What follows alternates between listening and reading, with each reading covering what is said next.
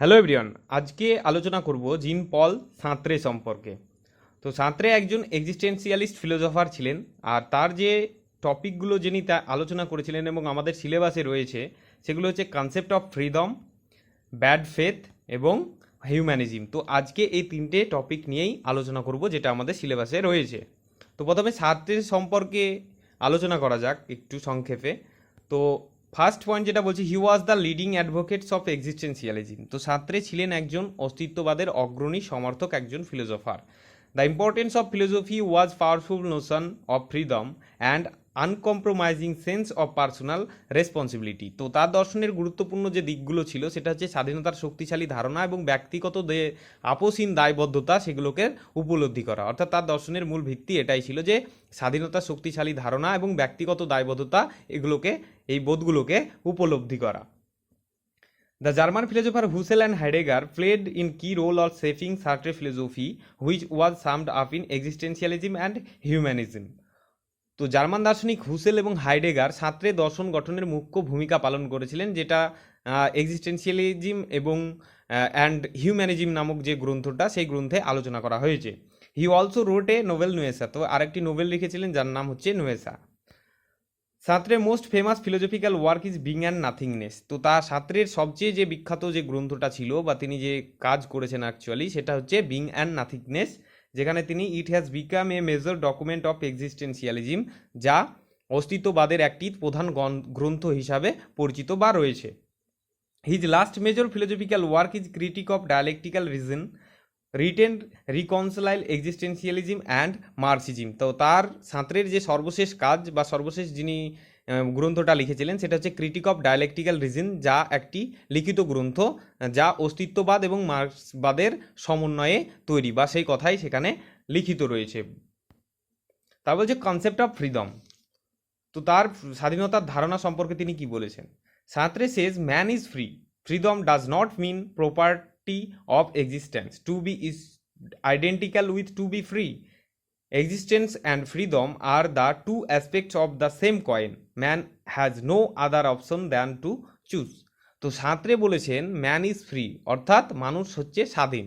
স্বাধীন মানে অস্তিত্বের সম্পত্তি নয়, অর্থাৎ স্বাধীনতা মানে অস্তিত্বের কোনো সম্পত্তি বলেননি, বা অস্তিত্বের দ্বারা এটা পরিচালিত হয় সেরকম কথা তিনি বলেননি। মানুষ ফ্রি, এটাকেই তিনি স্বাধীনতা বলেছেন, বা মানুষ স্বাধীন, এটাই স্বাধীনতার কথা বলেছেন এইভাবে। তারপর বলছে existence and freedom are two aspects of the same coin, অর্থাৎ অস্তিত্ববাদ এবং স্বাধীনতা হলো একটা মুদ্রার দুটি দিক। এটাই বলেছেন যে তিনি অস্তিত্ববাদ এবং স্বাধীনতাকে একটি মুদ্রার দুটি দিক হিসাবে চিহ্নিত করেছেন। তারপর হচ্ছে one can say a man may be guided by others. Sartre says that man himself has chosen to by guided by others. This decision is also taken by man himself. অর্থাৎ কেউ বলতে পারে একজন মানুষ তাদের দ্বারা পরিচালিত হতে পারে, অর্থাৎ আমরা স্বাভাবিকভাবে বলতেই পারি যে একটা মানুষ কখনোই পারফেক্ট হয় না, বা একটা মানুষ নিজে নিজে কখনোই চলতে পারে না।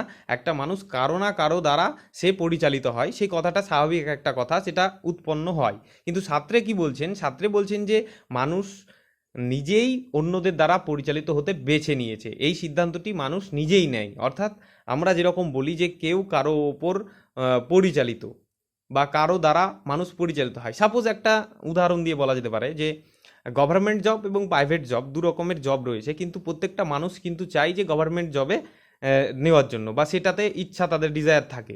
কারণ কি? কারণ হচ্ছে প্রাইভেট জবে সেখানে নানা রকম লিমিটেশন রয়েছে, নানা রকম বায়োবাবলসের মধ্যে সেখানে থাকতে হয়, নানা রকম রেস্ট্রিকশন রয়েছে, কিন্তু সেখান থেকে অনেকটাই কম কোথায় রয়েছে, বা অনেকটা স্বাধীনতা কোথায় পাওয়া যাবে? গভর্নমেন্ট জবে পাওয়া যাবে। সেই জন্য মানুষ চুজ করে কি? Government job. কিন্তু অ্যাকচুয়ালি কি তাই? অ্যাকচুয়ালি কিন্তু তা নয়। অ্যাকচুয়ালি গভর্নমেন্ট জবের মধ্যেও কিন্তু লিমিটেশন রয়েছে, রেস্ট্রিকশন রয়েছে। সেই গভর্নমেন্টের দ্বারাই কিন্তু প্রত্যেকটা যারা এমপ্লয়ি তারা কিন্তু সেটা পরিচালিত হয়। তো অ্যাকচুয়ালি সাঁতরে এটাই বলতে চেয়েছেন যে এটাকেই স্বাধীনতা বলেছেন, কারণ মানুষ কি করলো? গভর্নমেন্ট জব এবং প্রাইভেট জবের মধ্যে ডিফারেন্স করলো, এবং তারা চুজ করলো কোনটা, গভর্নমেন্ট জবকে। এই যে চুজ করার ব্যাপারটা রয়েছে বা বেছে নেওয়ার যে ব্যাপারটা রয়েছে, এটাকেই স্বাধীনতা বলছে।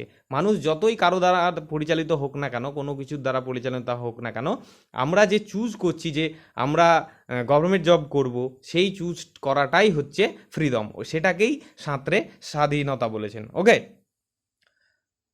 তারপর বলছি যে here's to he is free, অর্থাৎ যে মানুষ যখন অন্যদের দ্বারা পরিচালিত হয় তখন অন্যদের দ্বারা পরিচালিত হতেও পছন্দ করে, এখানেও সে মুক্ত। অর্থাৎ যেটা আগেই বললাম যে মানুষ যখন অন্যের দ্বারা পরিচালিত হয় তখন সে সেটাকে চুজ করেছে, সেটাকে সমর্থন করেছে বা সেই ব্যাপারটাকে সে গ্রহণ করেছে, তার জন্য সে সেই ব্যাপারে স্বাধীনতা তার রয়েছে, তার জন্য এটাই হচ্ছে স্বাধীনতা। আমরা যেরকমভাবেই থাকি না কেন, কারণ আমাদের একটা মানুষ কখনোই স্বাধীনতা পুরোপুরিভাবে স্বাধীন হতে পারে না, কারণ সে পরিবারের থেকে যদি স্বাধীন হয় তাহলে সে সমাজের কাছে পরাধীন থাকবে, সমাজের থেকেও যদি সে স্বাধীন হয়ে যায় তাহলে সে দেশের মধ্যে পরাধীন থাকবে, কারণ একটা দেশের মধ্যে আইন শৃঙ্খলা রয়েছে, সেই আইন শৃঙ্খলাটা মেনেই তাকে চলতে হবে, তাহলে এই বাইরে তো যেতে পারে না। কিন্তু মানুষ কি করছে, এগুলি সবগুলোকে সমর্থন করছে বা এইভাবে মানুষ তৈরি করেছে, নিজেরাই তৈরি করেছে বা এটাকে সমর্থন করেছে, চুজ করেছে, তার ফলে তারা এটা এর মধ্যে বসবাস করছে। সেই জন্য এখানে সাঁতরে এক লাস্ট যেটা বলতে চেয়েছেন অ্যাকচুয়ালি, সেটা হচ্ছে যে মানুষ যেটা চুজ করছে বা বেছে নিচ্ছে সেটাই তার স্বাধীনতা, সেটাকেই তিনি স্বাধীনতা বলেছেন এক কথায় বলতে গেলে। ওকে, তারপর হচ্ছে as an example for the Sartre refers to Abraham story. তো তিনি একটা উদাহরণ দিয়ে এই ব্যাপারটা ভালোভাবে বুঝিয়েছেন, যেমন আব্রাহাম স্টোরির একটা কথা বলেছেন। আব্রাহাম স্টোরি অবশ্য একটা গল্প রয়েছে, যেটা পড়লে সবাই জানতে পারবে। তো সেখানে কি বলছে যে on day God commanded him to sacrifice his dearest things. He sacrificed his dearest son. Satre says that here even Abraham was free to choose. He was to obey or not to obey the command. Always the choice is by man ultimately. তো Abraham স্টোরিতে কি বলেছে, এখানে গল্পটাতে বলা হয়েছে যে god একদিন আব্রাহামকে বলল বা উপদেশ দিল বা আদেশ করলো যে তার ডিয়ারেস্ট কোনো বস্তু, ডিয়ারেস্ট থিং, অর্থাৎ তার প্রিয় কোনো জিনিসকে কি করতে হবে, উৎসর্গ করতে হবে বা স্যাক্রিফাইস করতে হবে। তো তার পরিপ্রেক্ষিতে আব্রাহাম কি করেছিল, আব্রাহাম তার পুত্র বা সনকে স্যাক্রিফাইস করে দিয়েছিল, অর্থাৎ ত্যাগ করে দিয়েছিল বা গডের কথা মতো। তো সেখানে তার পরিপ্রেক্ষিতে সাঁতরে কি বলছেন, যে সাঁতরে বলছেন যে এখানে আব্রাহাম বেছে নিতে স্বাধীন ছিলেন, অর্থাৎ গড এখানে কোনো উপদেশ দিয়েছিলেন শুধুমাত্র যে তাকে একটা কোনো ডিয়ারেস্ট থিংকে স্যাক্রিফাইস করতে হবে, কিন্তু একটা প্রপারভাবে কিন্তু কোনো কিছুর উল্লেখ করেছিলেন না। সেখানে আব্রাহাম কি করেছিল, চুজ করেছিল সে কি কোন জিনিসটাকে স্যাক্রিফাইস করবে। তো সেখানে আব্রাহাম যে জিনিসটাকে চুজ করলো সেটাই হচ্ছে স্বাধীনতা। তো অ্যাকচুয়ালি তিনি সাঁতরে এটাই বোঝাতে চেয়েছেন যে সেই বেছে নেওয়ার ব্যাপারে তিনি স্বাধীন ছিলেন, তার আদেশ মান্য করা বা না করা এটা কোনো ব্যাপার ছিল না, সর্বদা পছন্দ শেষ পর্যন্ত মানুষের দায়ী হয়। অর্থাৎ মানুষ সব কিছু, আমরা যে ভুল কাজ করি ভালো কাজ করি সব কিছু কিন্তু আমাদের চুজ অনুসারেই হয়ে থাকে বা পছন্দ অনুসারেই হয়ে থাকে। এটা কার মত, এটা সাঁতরের মত। ওকে, তারপর যে Sartre points our limitation in freedom, one can not choose his her parent family, this things are called facticity, there are factual condition like social political condition, death etc. তো সাঁতরে স্বাধীনতার আমাদের সীমাবদ্ধতা নির্দেশ করে, কিছু সীমাবদ্ধতার লিমিটেশনের কথা বলেছেন। কেউ তার পিতামাতার পরিবারকে বেছে নিতে পারে না, এবং কোনো জিনিসকে সাঁতরে এই জিনিসকেই ফ্যাক্টিসিটি বলেছেন, অর্থাৎ এই লিমিটেশনকাই কিন্তু সাঁতরে ফ্যাক্টিসিটি বলেছিলেন। আর এগুলো বাস্তব পরিস্থিতি যেমন সামাজিক রাজনৈতিক অবস্থা, মৃত্যু ইত্যাদি ব্যাপারে লিমিটেশন থাকে। এইসব ব্যাপারে মানুষ তার চুজ ব্যাপারটা ভালোভাবে প্রপারলিভাবে করতে পারে না, অ্যাকচুয়ালি সেই জন্য এটার একটা লিমিটেশনের কথা তিনি বলেছেন। তো নেক্সট পয়েন্টে ভালোভাবে আরও একটু বোঝা যাবে লিমিটেশনের ব্যাপারটা। তো কারণ এখানে বলেছে লিমিটেশন অফ ফ্রিডম, অর্থাৎ স্বাধীনতার যে সীমাবদ্ধতা অ্যাকচুয়ালি সেখানে তিনি কি বলেছেন, a limitation becomes a hurdle only if I choose. If I do not choose, there is no hurdle. A thing appears to be limited because a person chooses. If you do not choose, there are no limitation. For example, a locked room is limited when wants to go to out. অর্থাৎ এখানে কি বলতে চেয়েছে যে limitation because hurdle only if I choose, অর্থাৎ একটি সীমাবদ্ধতা কেবল বাধা হয়ে দাঁড়ায়, অর্থাৎ লিমিটেশনই সব কিছুর বাধা হয়ে দাঁড়ায় ইফ ডু নট চুজ, যদি আমরা কোনো জিনিস নির্বাচন বা চুজ করি বা চুজ না করি, দেয়ার ইজ হার্ডিল, তাহলে সেটা আমাদের কাছে কি হবে, সেটা একটা বাধা হয়ে দাঁড়াবে বা একটা সীমাবদ্ধ লিমিটেশন হয়ে দাঁড়াবে।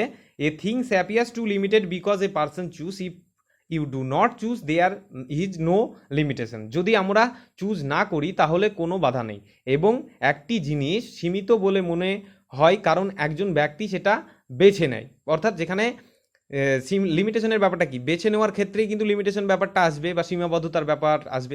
সব কিছু তো আমরা বেছে নিতে পারবো না, আমার যা মনে হয় সেটাকে আমি কখনো চুজ করতে পারবো না। তো সেটাকে লিমিটেশনের ব্যাপারে বলেছেন। যদি কেউ কোনো কিছু চুজ না করে তাহলে কোনো সীমাবদ্ধতা থাকবে না। অর্থাৎ আমরা যদি কোনো ব্যাপার চুজ নাই করতে যাই তাহলে কোনো সীমাবদ্ধতা থাকবে না। সীমাবদ্ধতা কখন আসবে, যখন আমরা কোনো কিছু চুজ করতে যাব।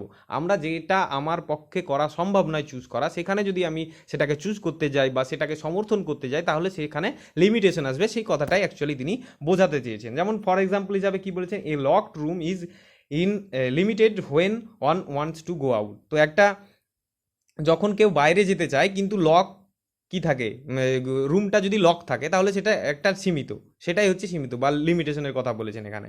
যে আমরা একটা ঘরে মানে সে বাইরে যেতে চায় কিন্তু বাইরে থেকে সেটা লক করা রয়েছে, তাহলে সেটা সীমিত। ও চুজ করতে চাইছে কিন্তু সে করতে পারছে না, যেটা সে লিমিটেশন ওর মধ্যে একটা রয়েছে, সেখানে বাধা একটা দান করছে কে, তার চুজের ক্ষেত্রে সেটা হচ্ছে সেই কিটা, অর্থাৎ দরজাটা লক করাটা। তো সেই জন্য বলেছে যে মানুষের চুজ করাটাকেই তিনি স্বাধীনতা বলেছেন ছাত্রে।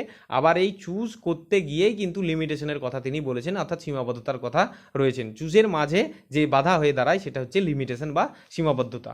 ওকে, তা বলছে some people confuse to equate choice with success. Freedom of choice does not mean successful action. তো কিছু মানুষ সাফল্যের সাথে পছন্দের সমান করতে বিভ্রান্ত, অর্থাৎ সাফল্যের সাথে পছন্দকে বা চুজ করাকে কখনোই সমান করতে পারে না। তো সেখানে কি করেছে যে man is free to choose not an act successfully, freedom is not destroyed failure, successful doing and freedom different things, therefore man is completely free on this sense. তো পছন্দের স্বাধীনতা মানে সকল কর্ম নয়, অর্থাৎ পছন্দের স্বাধীনতাকে কখনোই মানুষের কর্ম বলেননি। মানুষ স্বাধীনভাবে বেছে নিতে পারে, সফলভাবে কাজ করতে পারে না। অর্থাৎ মানুষ স্বাধীনভাবে সব কিছু বেছে নেয়, আমরা চুজ তো করতেই পারবো।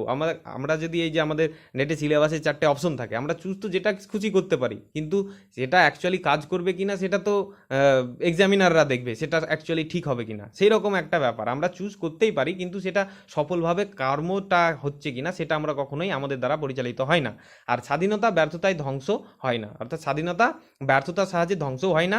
সফল করা বা স্বাধীনতা আলাদা জিনিস, অতএব মানুষ এই অর্থে সম্পূর্ণ স্বাধীন।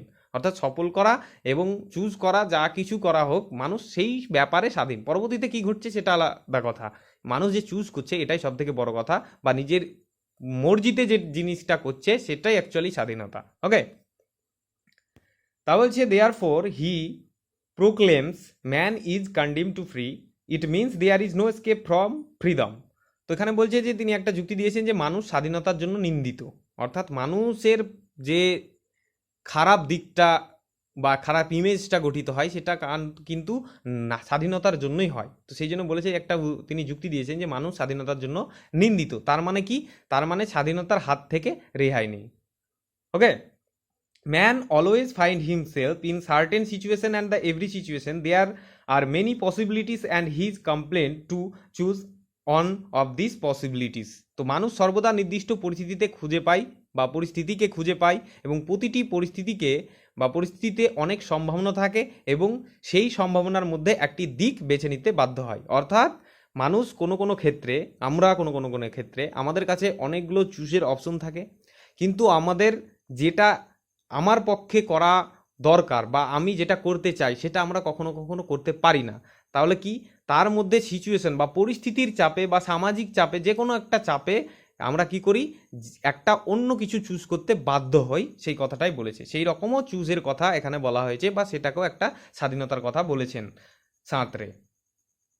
তারপর 7 পয়েন্ট কি রয়েছে, if man is free he is alone responsible for what he choose, if man is angry he has chosen to be angry.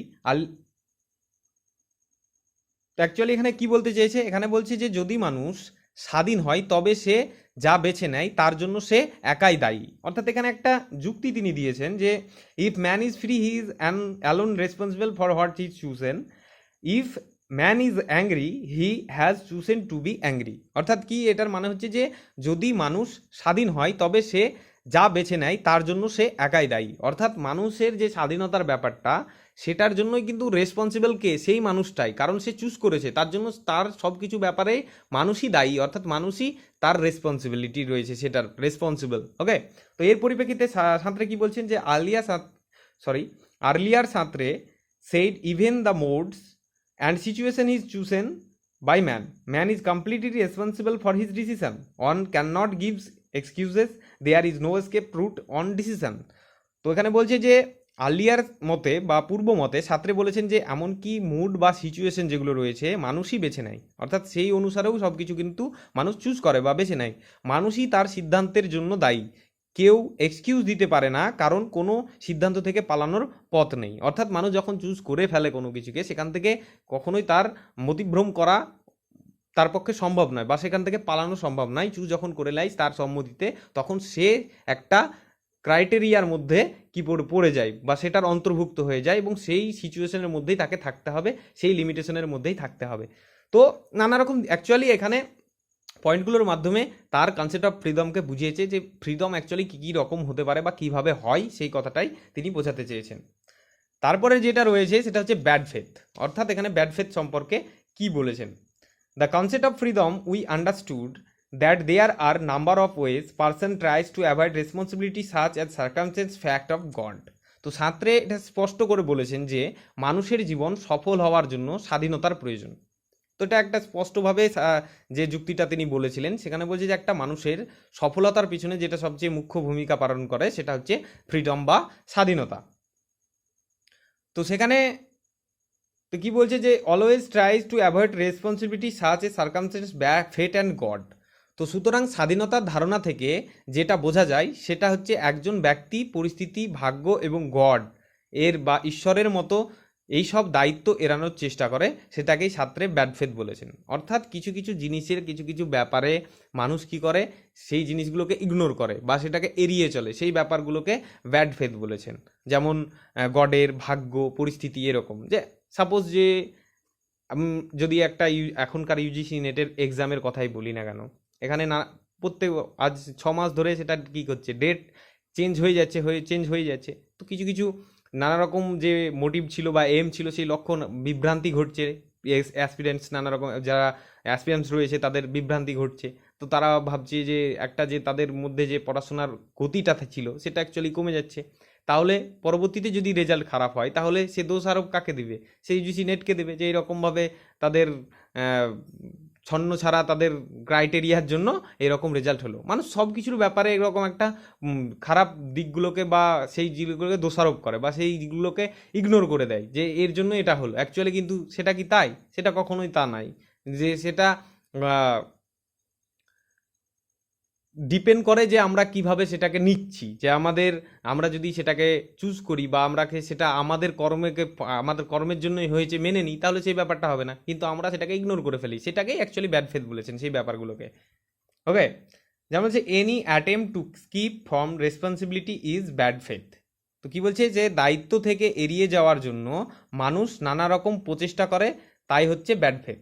তো মানুষ এড়িয়ে যাওয়ার জন্য নানা রকম, যেটা আগেই বললাম, যে কিছু কিছু জিনিস মানুষ করতে চাইলেও বা করার ইচ্ছা থাকলেও বা করতে পারলেও সেটা না করে ইগনোর করে সেটা অন্য কারোর উপর দোষ দিয়ে বা অন্য কোনো এক্সকিউজ দিয়ে সেখান থেকে কেটে পড়ে। তো সেটাকেও ব্যাড ফেথ বলেছে মানুষের এটাকে।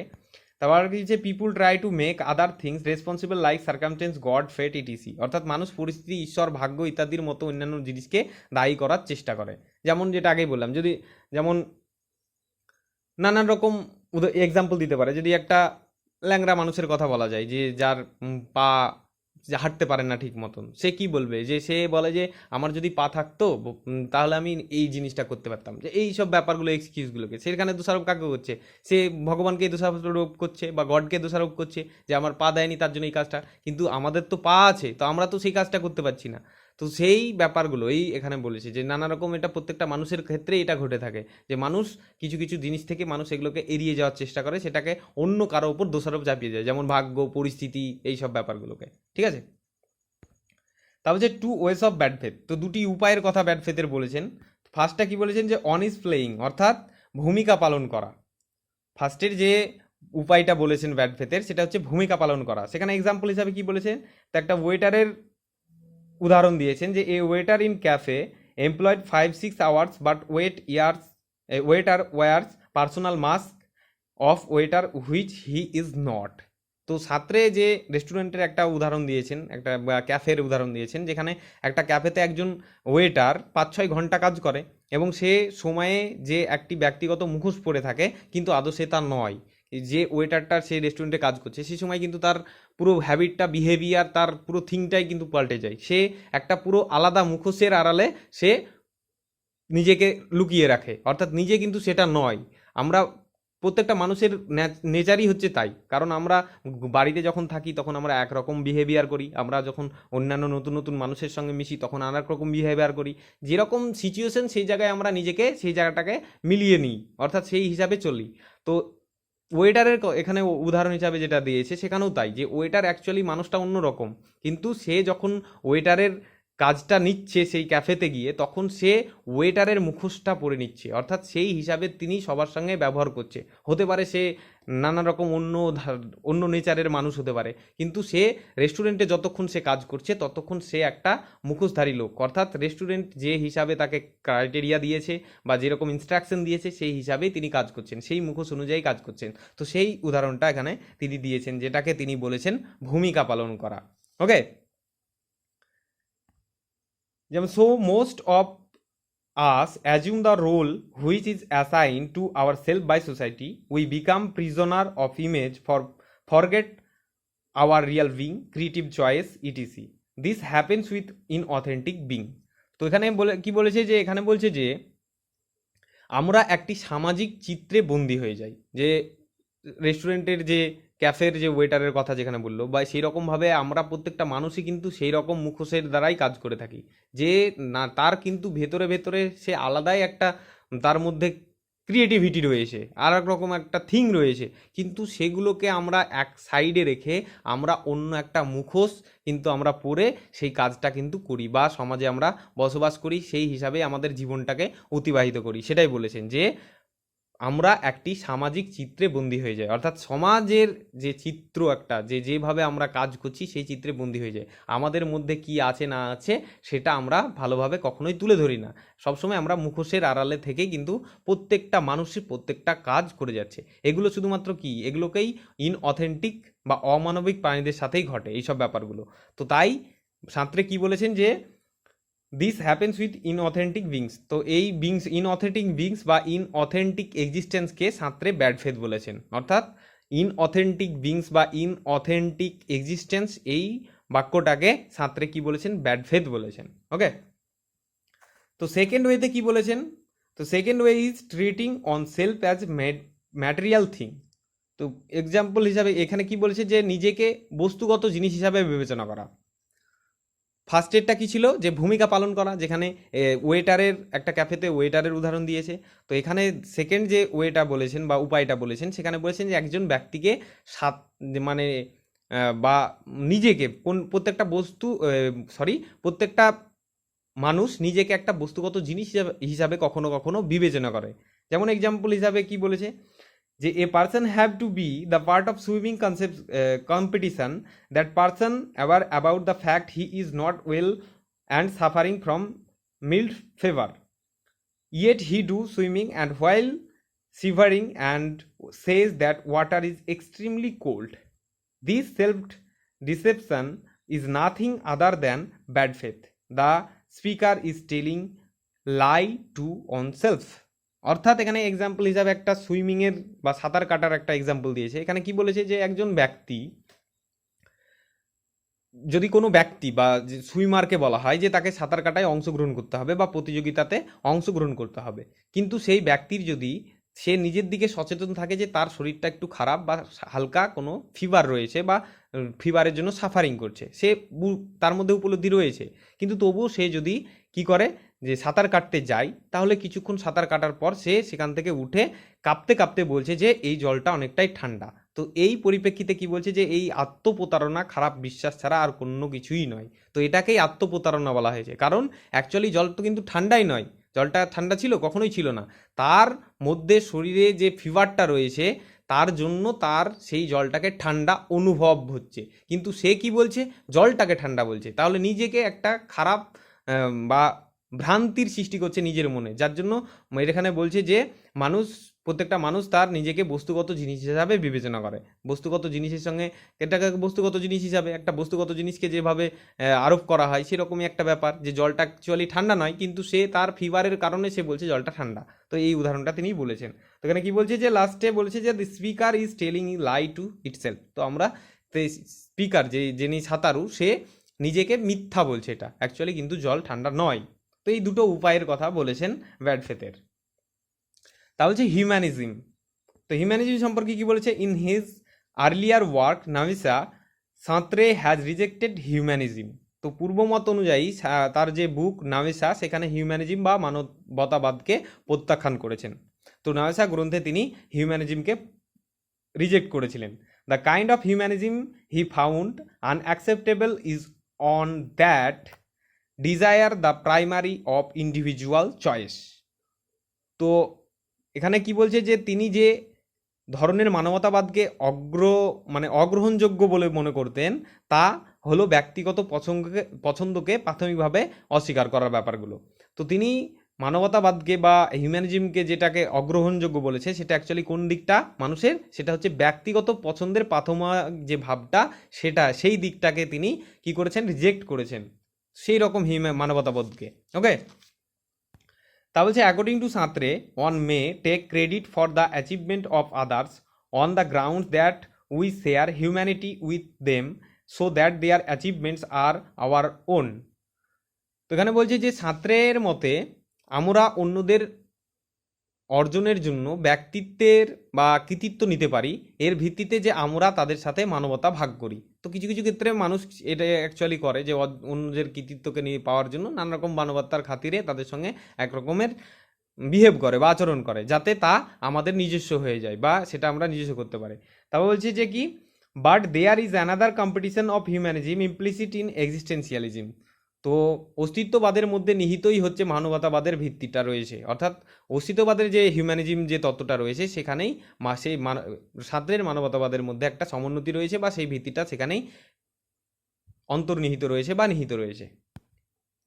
সাঁতরে maintains that the only universe we have human universe and the only law of the universe are made by humans. There is no God purporting behind the essence to give human reality goal outside itself and to generate law to govern human behavior. তো সাঁতরে বলেছেন যে আমাদের একমাত্র মহাবিশ্ব আছে এবং একটি মহাবিশ্বের একমাত্র যে আইন আছে তা মানুষের দ্বারাই তৈরি। অর্থাৎ সাঁতরে এখানে যে যুক্তিটা দিচ্ছেন, সাঁতরে বলছেন যে আমাদের এই যে পুরো মহাবিশ্বটা রয়েছে সেই মহাবিশ্বের যে একমাত্র যে আইনটা রয়েছে সেগুলো মানুষেরই তৈরি, সেটাই বলছেন তিনি।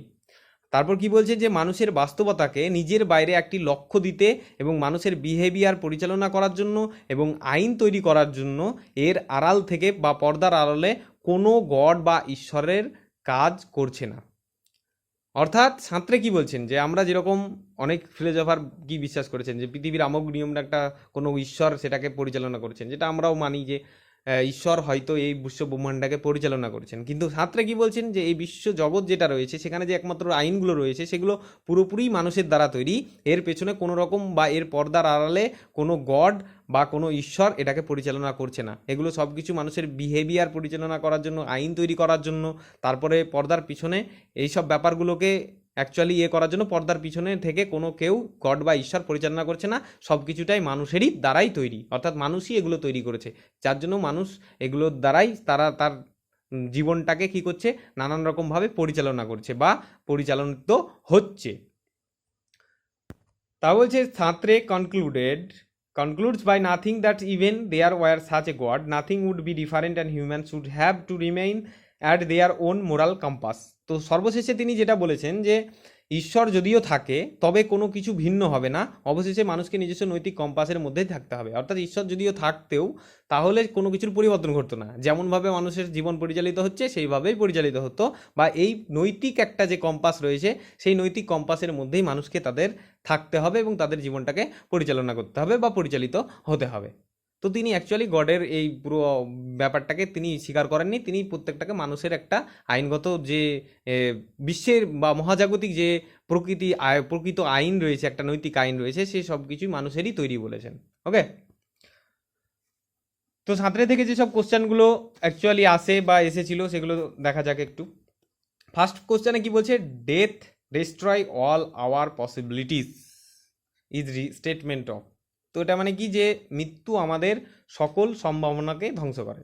তো সাঁতরে যেহেতু বলেছেন যে আমাদের পৃথিবীতে যা কিছু যে নিয়ম রয়েছে বা বিশ্বে যে নিয়ম রয়েছে সব কিছু মানুষের তৈরি, তাহলে মানুষ যদি ধ্বংস হয়ে যায় তাহলে সব কিছু ধ্বংস হয়ে যাবে, তাহলে অবশ্যই এটা সাঁতরেই বলেছেন, তাহলে এটার আনসার সাঁতরে হবে, সরি এটার আনসার হয়ে যাবে সাঁতরে। তো death destroy all our possibilities, অর্থাৎ মৃত্যু আমাদের সকল সম্ভাবনাকে ধ্বংস করে যায়, এটার আনসার হয়ে যাবে সাঁতরে। তারপরে যে নেক্সট কোশ্চেন রয়েছে, Sartre existentialism due it immediate inspiration from the work of the German philosopher. তো এটার মানে হচ্ছে,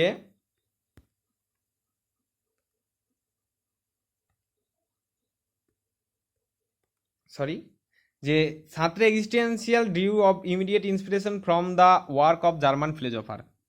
তো সাঁতরের অস্তিত্ববাদ কোন জার্মান দার্শনিকের কাছ থেকে তৎক্ষণাৎ অনুপ্রেরণা দেয় বা অনুপ্রেরণা দিয়েছেন, যেটা আগে আলোচনা করলাম থিওরিতে। তো এখানে অবশ্যই এর আনসার হবে হাইডেগার, সরি হুসেল, আনসার আছে হুসেল যেহেতু পয়েন্টে, তো এটা হুসেল হবে। হুসেল এবং হাইডেগারের দ্বারাই কিন্তু অনুপ্রাণিত হয়েছিল সাঁতরের যে ইয়েটা ফিলোসফিটা অ্যাকচুয়ালি। তো এটার আনসার হয়ে যাবে এ। ওকে, তারপর নেক্সট কোশ্চেন আছে, হেল ইজ আদার পিপুল। তো হেল ইজ আদার পিপুল, এই ব্যাপারটা, এই যুক্তিটা, এটা অ্যাকচুয়ালি যুক্তি, যে এই যুক্তিটা কে দিয়েছিলেন, এটাও কিন্তু সাঁতরে দিয়েছিলেন, এটাও আনসার হয়ে যাবে সাঁতরে। হেল ইজ আদার পিপুল কথাটা বলেছিলেন সাঁতরে। তারপরে নেক্সট যে কোশ্চেনটা রয়েছে সেখানে বলছে যে man is condemn to be free according to. তো এখানেও তাই বলেছে যে মানুষ স্বাধীন হতে বা স্বাধীনতার দ্বারাই নিন্দিত, যেটা থিওরিতে আলোচনা করলাম আর কি। তো মানুষ তার যে মানুষের যে ইমেজটা নষ্ট হচ্ছে বা মানুষের নানা রকম নিন্দিত হচ্ছে, নানা রকম যে খারাপ দিকগুলো হচ্ছে, সেগুলো সব কিছু মানুষের স্বাধীনতার জন্যই, স্বাধীনতাকে রেসপন্সিবল করা হয়েছে। আর স্বাধীনতাকে রেসপন্সিবল এই কারণেই করা হয়েছে কারণ সাঁতরে বলেছেন যে স্বাধীনতা যেটা, সেটা হচ্ছে মানুষ যেটা চুজ করে, নিজের সম্মতিতে যেটাকে গ্রহণ করে সেটাকেই যেহেতু স্বাধীনতা বলেছেন, সেহেতু স্বাধীনতাই হচ্ছে মানুষের নিন্দিত হওয়ার পিছনে যেটার মূল কারণ, সেটা হচ্ছে স্বাধীনতা। তো এটার আনসার কি হয়ে যাবে, এটার আনসার অবশ্যই, সরি, তো 4 নম্বরের আনসার কি হয়ে যাবে, সাঁতরে হয়ে যাবে।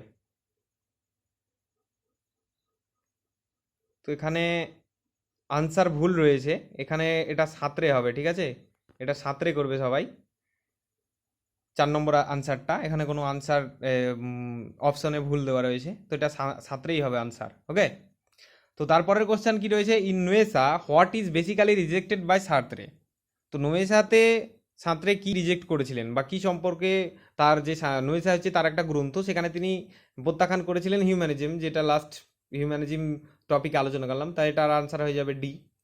তারপর 6 নম্বর পয়েন্টে কি বলছে, who says that past is death, অর্থাৎ পাস্ট ইজ ডেথ এই কথাটি কে বলেছিলেন, এটাও কিন্তু সাঁতরেই বলেছিলেন। এই কথাগুলো তিনি এই সব যুক্তিগুলো দিয়েছিলেন যে পাস্ট, তারপরে ডেথ, এইসব ব্যাপারগুলো, এই ডেথের কথা কিন্তু অন্যান্য দার্শনিকও বলেছেন, কিন্তু তিনি যে দিকটাকে অ্যাকচুয়ালি আলোচনা করেছেন সেটা তিনি বলেছেন যে মানুষের সব কিছুর জন্য মানুষই দায়ী, সব কিছুর জন্য মানুষ সব কিছুই তো পরিচালনা করছে, মানুষই সব কিছু করছে, মানুষের ধ্বংস মানে সব কিছুর ধ্বংস। ওকে, তো পাস্ট ইজ ডেথ, তো পাস্টটাকে ডেথ বলেছেন, তো এই যুক্তিটা তিনি দিয়েছিলেন সাঁতরে। ওকে, তারপরে যে কোশ্চেনটা রয়েছে, which one of the following philosopher list phenomena conscious, sorry ভুল বললাম, which one of the list of phenomena of consciousness in itself listed by Sartre under the ontological category being. তো চেতনার যে ঘটনাগুলি রয়েছে বা তালিকাগুলি রয়েছে, এর মধ্যে কোনটি সাঁতরে বিংয়ের অন্টোলজিক্যাল ক্যাটাগরির অধীনে তালিকাভুক্ত করেছেন অ্যাকচুয়ালি, তো কোনগুলো। তো এই টপিকটাই, যে এই কোশ্চেনটা যেটা বলেছে যে তার বিং বা সত্তার ব্যাপারে যে অন্টোলজিক্যাল যে ক্যাটাগরি, সের অধীনে যে কোন অ্যাকচুয়ালি তালিকাভুক্ত হতে পারে, সেটার আনসার এখানে, আনসার কিন্তু এটার হবে বি। বি মানে কোনটা, নেসেসিটি, ফেসিলিটি, অবজেক্টিভিটি এবং সেম, অর্থাৎ কি, যে প্রয়োজনীয়তা, নেসেসিটি, যে তার বিংয়ের জন্য একটা প্রয়োজনীয়তার দরকার হবে, তারপরে সুযোগ সুবিধার ব্যাপার থাকতে হবে, তারপরে বস্তুনিষ্ঠতা একটা জ্ঞান থাকতে হবে এবং তাদের মধ্যে একটা সেম ভাব থাকতে হবে, তাহলে এটার আনসার হবে বি হয়ে যাবে আনসার। ওকে, তো ছাত্রের সম্পর্কে এই সমস্ত ব্যাপারগুলোই বেশি থাকে, তাই হিউম্যানিজম থেকে ভালোভাবে পড়বে, ব্যাড ফেথের থেকে, এবং ফ্রিডম তো অত্যন্ত সহজ ব্যাপার, ফ্রিডম থেকে যা কোশ্চেন আসবে, কারণ তিনি যে মানুষের চুজ করা ব্যাপারটাকে ফ্রিডম বলেছেন, এভাবে তিনি আলোচনা করেছেন। তো সে কোশ্চেন বেশি দেখবে ব্যাড ফেথ এবং হিউম্যানিজম থেকে আসে, এই দুটো টপিকটাকে ভালোভাবে একটু থিওরিটাকে বুঝে নেবে বা কনসেপ্টটাকে বুঝে নেবে। ওকে, থ্যাংক ইউ।